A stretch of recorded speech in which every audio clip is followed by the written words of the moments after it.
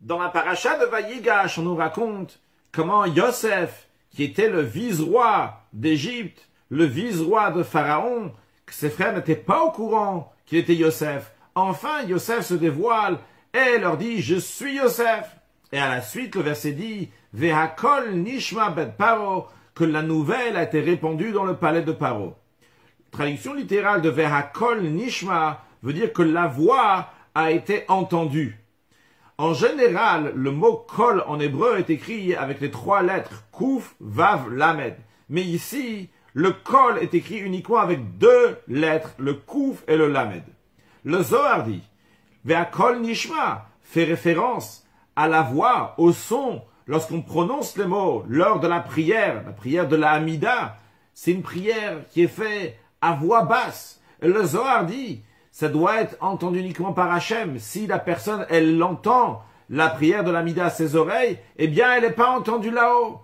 C'est pour ça qu'il y a écrit Vehakol, le mot qui veut dire la voix, mais une voix donc qui est faible. Pourquoi la prière de l'Amida doit être faite à voix basse? La raison, elle est parce qu'elle représente un bitoul, une soumission, une annulation, une petitesse devant le roi des rois. On n'a rien à dire là-bas, on est tout à fait annulé. Bon, bien évidemment, il faut parler, alors on parle, mais vraiment avec une voix qui est tout à fait basse. Pourtant, le Admor Hazaken dit, dans Torah, de la paracha de Vayigash, que lorsque Mashiach va venir, eh bien, à ce moment-là, le Shmones et l'Amida, la prière, va être fait à voix haute. Comment est-ce possible? Si toute la notion de cette prière, c'est la petitesse, l'annulation devant Dieu, pourquoi, soudainement, nous allons la faire à voix haute? L'explication est la suivante. Vrai, de nos jours, il y a cette annulation totale à Dieu. Mais cette annulation est d'une manière qu'on annule toutes nos forces. On les met de côté, entre guillemets, ils sont écrasés pour mettre place à Dieu. Qu'on va voir qu'il y a Dieu, donc on s'annule, on se met de côté.